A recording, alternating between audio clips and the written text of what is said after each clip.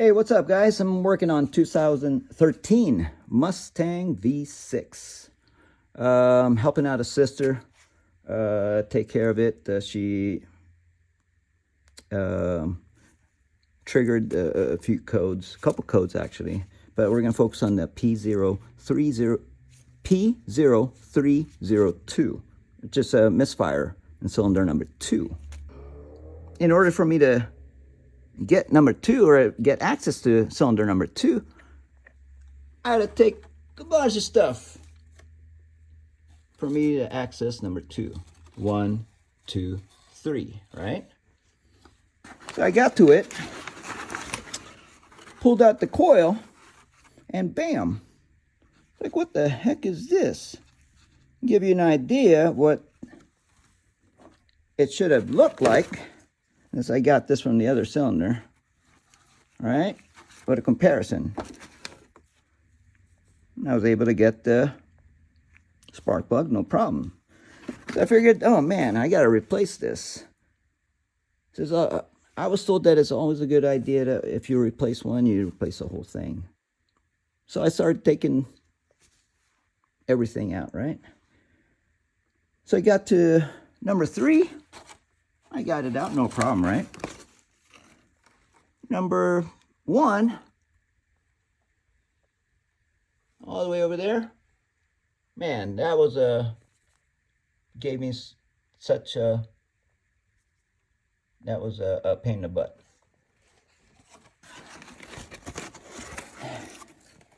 I don't know if it was my technique, but I ended up breaking the spark plug and left me with this.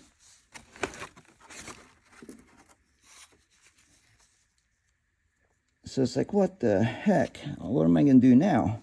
Right? So I start, I bust out the shop vac to get the little debris that was stuck in there. And this part came out with it, right? So I'm left with this stuck in there. So I went ahead and did a little research. I watched a few videos on YouTube and ended up getting this a set. This is a set of an extractor tool. Came with two other parts. We won't have to deal with that because. So this part right here is the part that extract. So it screws counterclockwise. Be able to grab onto this inside, right? So this goes. There's a spacer right here. Keep it nice and straight and stable. But the problem was, I kept doing this and doing this, it just would not bite. It would not grab onto it. So, despite, I even sharpened this myself, you know, yeah, it's nice and sharp. So, what the heck, you know, I battled with that for a long time, right?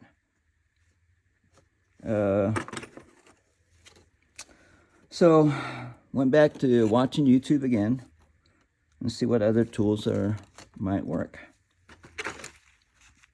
So I picked this up at the local AutoZone. Tried this guy right here.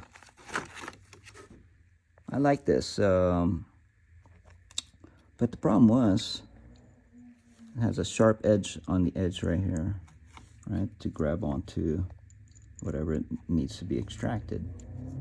So it was doing the same thing. It was just kept slipping. Now it's like, you know, once it's just out of the cylinder head, seems like it's able to grab onto it. But while this is stuck in there, I was not able to. It just kept doing this, right?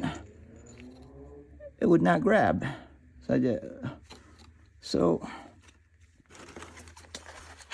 battled with that for a few. I thought it was like, you know, after a while he'll start biting.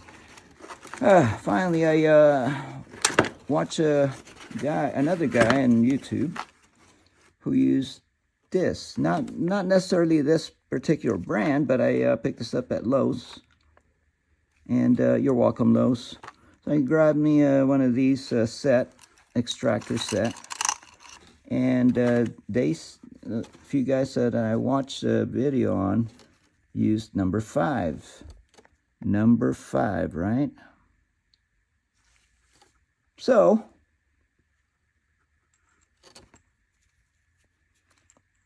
I had a bite, right? So it was nice and good. So the problem was this thing right here. At first I was using I had to figure out how I would attach this part right here, this end, because it's square. I don't have a square socket, and it's pretty deep in there. So I had to use an extension, right? So while this is stuck in there, in the cylinder, one of the guys said they were able to use 10 millimeter, but you have to use the kind that has multiple teeth, not the regular kind, right? So this actually fits real good, right? It's not 100% snug, but it's enough to turn it. Security. So it took a while still, because what I was doing, I was about to give up, because I was definitely trying to avoid taking the whole damn engine apart just to get this darn thing out. My first thing that I did was, so yeah, got the 10 millimeter right here, right? 3/8 extension. Then I have an adapter, 3/8 to 1 inch drive, right? Bam, right? So you could use the 3/8 breaker bar, but I needed more leverage. It's a matter of comparing. This is what I have. I have to work with what I have. So this is my 3/8 breaker bar right here, compared to my 1/8. So see the difference? You get more leverage with this. So this is what I did. While I still have that this extractor in there, I wasn't not able to turn it still. You know, I had to change the angle, right? Turn it this way, and I take it out and try to do it this way, so that way I want to make sure that I won't break it off, right? Because like I said, I'm trying to avoid trying to take this apart. That's like, so I figured, what the hell, right? I don't know what's up. I sprayed a bunch of WD-40 to help loosen it up. So what I did, finally, which was money,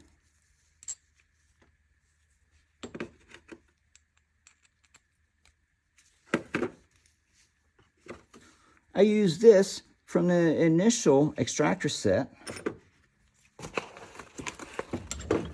combine it with my contraption with this here. So the 3/8 extension fits real well in there, right?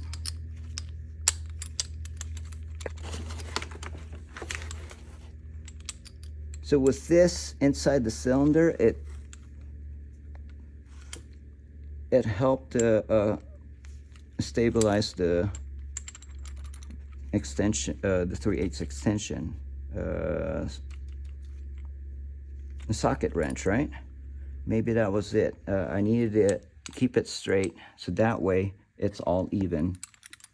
be able to turn it. So that's what I did, guys. So this is how it looked like in there. Just imagine this inside right here, right? Okay. And then,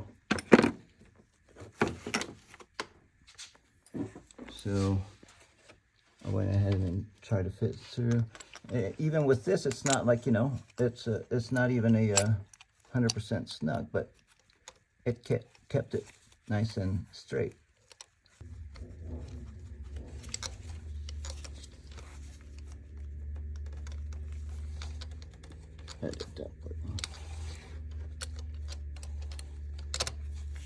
So with this, it gave me more, it kept it straight and stable for me to turn that broken shell, spark plug shell. So once I was able to break it loose, I went ahead and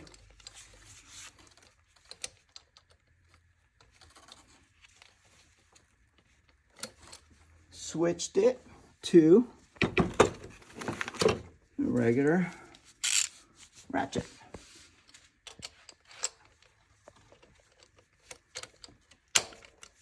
All right. I didn't want to use any impact wrench because I didn't, like I said, I didn't want to ruin the threads in there. So I was just doing by hand.